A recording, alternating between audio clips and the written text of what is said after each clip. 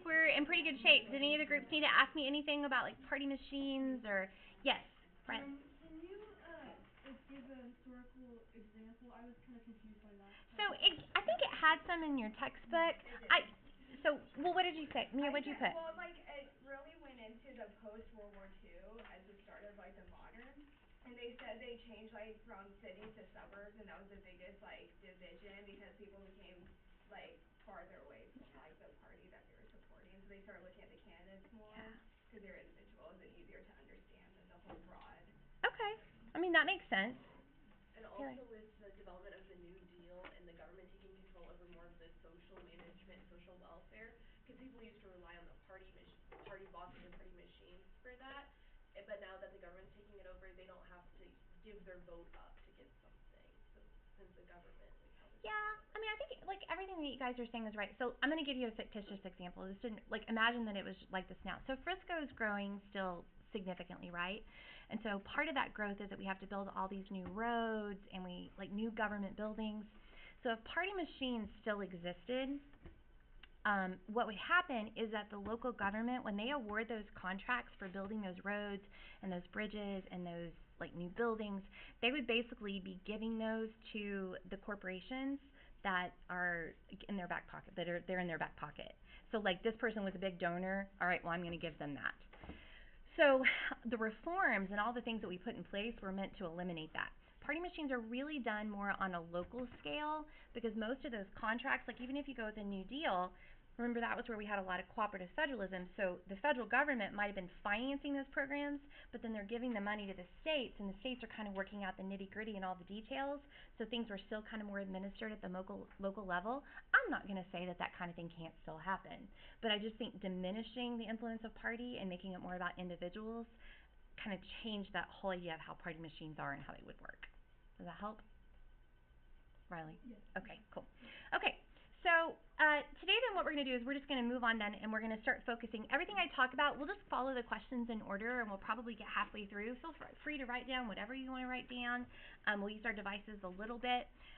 Question 2, we're going to start with, we're going to actually answer together because I think you should already know this. So question 2 says, what is the most important aspect of the American party system and why? Okay, so you've already learned, and this has something to do with the National Convention. So tell me, Monse, what do we do at the National Convention? There are 2 things. It was in the warm-up today. We just talked about it. We just kind of approve of our policies and such.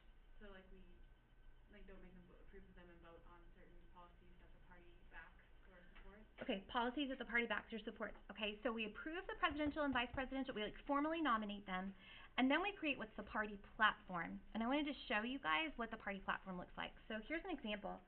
This is the one that was authored in 2016. So every 4 years, all of those delegates that go to the convention will get opportunities to vote on all the tenets. And I wasn't lying, it's 66 pages. And you go through, and they'll give you these beautiful words about who we are, who we admire. We got a preamble. With this platform, we, the Republican Party, affirm, and they're going to give you all these platitudes about what is important to them.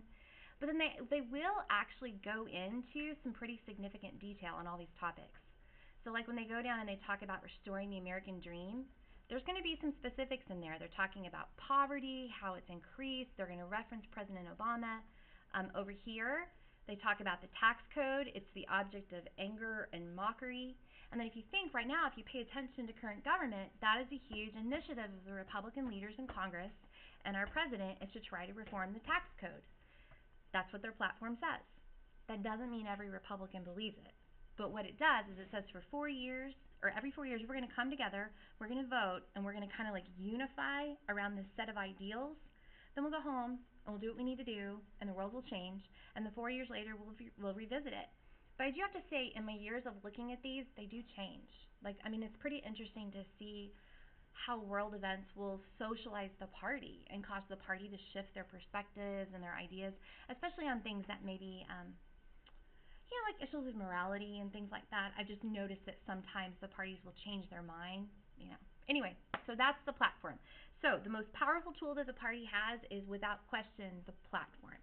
because that allows the party to advance whatever it is, say, you're trying to advance. Okay? And it unifies them and brings them together. I'm sitting because I'm recording, because if I walk over there, they won't hear. So, okay. Here's your definition of political parties. Mia, will you read that out loud for us, please? Parties, organizations that seek to influence public policy by winning elections and putting their own members into positions of government authority. Awesome. So we're going to really break this down a little bit, okay? Tell me, Will, when you read that definition, what is the ultimate goal of a political party? What are they hoping to accomplish? To instill their views into the current government system. Good. They want public policy to reflect what they want. They want taxes to look what they want. They want military policy, etc. And their tool for doing that is to win the election. So if you think about your model, where we learned about the American political system, the party is going to use the election as a connection to try to make that policy agenda driven by what it is that they want. And then hopefully they can get their people in office. So we've got some quotes about political parties then. This guy here is a political scientist, wrote a lot back in the 60s. He said, political parties created democracy, and democracy is impossible without them. Parties are husks with no real soul within either, divided on artificial lines. They're boss-ridden and privilege-controlled, each a jumble of incongruous elements, neither daring to speak out wisely and fearlessly on what should be said of the vital issues of the day. If you can't see, that's Teddy Roosevelt. I was kind of expecting like a sound effect or something, but okay. Under democracy, one party always devotes its chief energies to trying to prove that the other party is unfit to rule. Both commonly succeed and are right. There was something. All right. And then here we go, Governor Wallace. There is not a dime's worth of difference between the Democratic and Republican parties. All right, so all interesting thoughts about political parties. All right, finally, some response. Okay, so when you look on your paper, question 3 says, why are parties negatively perceived in America? Would you agree with me that parties are kind of have a negative connotation to them? Okay, so I want you all to chat. You're welcome to talk to each other if you want. Why?